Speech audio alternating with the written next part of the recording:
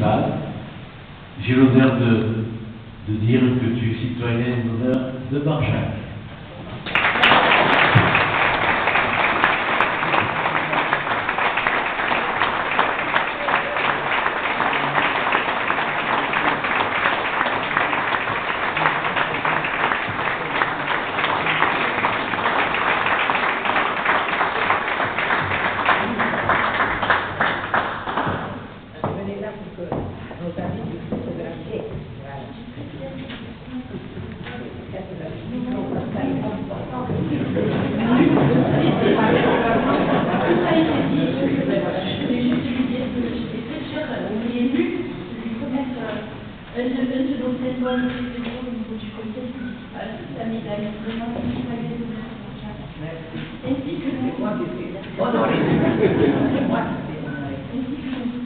Oui, celui-là, j'en ai tellement parlé que je vais le regarder ce soir. Merci pour la discussion. Merci beaucoup. C'est vous aussi. Merci Edouard, merci à vous tous, merci au conseil municipal. Je suis réellement très émue parce que je n'ai jamais conçu je dirais presque ma vocation, parce que je ne suis pas une diplomate, je n'ai jamais fait d'études de relations internationales ni de sciences politiques. J'ai fait, pour votre information, de l'anthropologie. Et c'est par conviction que, lorsque j'ai découvert ce qui se passait en Palestine à l'âge de 18 ans, ce qui s'est passé dans les camps de réfugiés, je suis née à Beyrouth comme Edouard l'a dit, et qu'on rasait des camps entiers parce qu'on les considérait comme terroristes. C'est pas seulement les Israéliens, c'était aussi l'extrême droite fascisante de certains partis libanais. J'ai pensé que je ne pouvais pas aller chercher un métier, et même pas celui dont je rêvais en France, ça veut dire d'être comme mon père, puisque j'étais le garçon manqué de la famille, médecin. Et mon père m'a dit, il faudra que tu réfléchisses sérieusement, parce que si tu vas faire médecin, tu pourras rien faire de politique. Tu n'auras jamais assez de temps. Donc, tu ferais mieux de défendre la cause de ton peuple, parce que tu sais le faire. Et donc, le titre que je porte, on vient de me reconnaître à Bruxelles, auprès de l'Union européenne, de la Belgique et du Luxembourg, on a reconnu à mon collègue à Paris et dans la plupart des capitales européennes, et bien sûr la conséquence immédiate du vote à l'Assemblée générale des Nations unies du statut de la Palestine comme État, même si c'est un État qui n'est pas un membre à part entière de l'Assemblée générale, mais c'est un État observateur aux Nations unies, et 138 États sur 196, nous sommes le 194e, l'ont reconnu. Et sur les États membres de l'Union européenne, 94 sur les 28, avec un seul État qui a voté contre.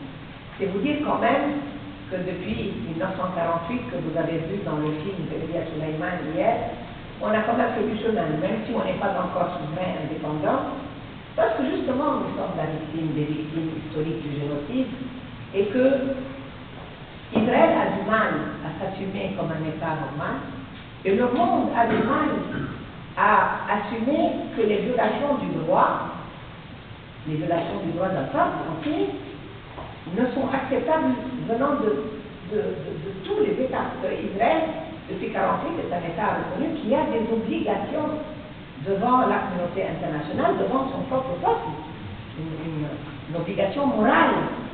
Et je dirais que sur le plan intérieur, elle l'assume assez bien, mais pas à l'égard du peuple qu'elle occupe, parce que comme on l'a dit, mon ami Ilan Halevi, que j'adore, qui était le seul militant fonctionnaire de l'OEP juif, français d'ailleurs, il a écrit un livre qui s'appelle « Sous Israël, la Palestine ». La Palestine est toujours là.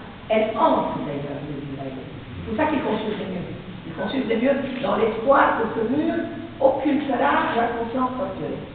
Et c'est vrai que les 700 villages détruits en 1948, pour que les réfugiés qu'ils ont jetés à la porte ne reviennent pas. Les réfugiés ne reviennent que lorsqu'ils peuvent retrouver leur lieu d'origine, comme on l'a vu par exemple au Kosovo, en Bosnie. Ils ne reviennent pas lorsqu'on a éradiqué leur village d'origine. Mais rassure-toi, il y a encore énormément de villages Et le premier coup de foudre que j'ai eu avec mon mari il y a 20 ans, pour cette région magnifique du Gard, ça a été la pierre. Hier, la première chose qu'Edouard a dit en sortant du cinéma, mais vous avez des maisons en pierre de taille comme nous. Et moi, je dis exactement le contraire il y a 20 ans aux amis du Gard, mais vous avez des maisons en pierre de taille comme nous. Et donc, c'est ce qui m'a donné le sentiment que dans cette petite commune de Busan, il y avait une part de Palestine. Et tu as tout à fait raison, le monde est un, et qu'on n'a pas besoin de frontières. Ce qui nous réunit, c'est des valeurs, c'est des causes de justice, d'équité, de droit, et que moi je me sens autant chez moi, ici, dans le Gard et à Busan, que je me sentirais chez moi ailleurs en Méditerranée. Mais je combats pour la Palestine, pas pour avoir des frontières et un passeport, mais surtout pour avoir la justice, pour les miens, pour avoir la paix, pour les Israéliens aussi, pas seulement pour nous.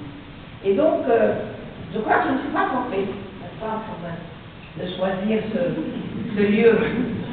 Il avait des doutes au début, en me disant, ce serait pas mieux qu'on ait notre maison dans le sud marocain ou quelque part ailleurs. Il faut que je vous dise que je n'ai pas le droit d'avoir cette maison en Palestine, parce que je ne vais en Palestine qu'avec un visa valable pour une entrée, et une seule entrée, et qui dure maximum 1 mois, et minimum 1 semaine. C'est très difficile d'avoir une maison pour notre retraite, et moi en Palestine.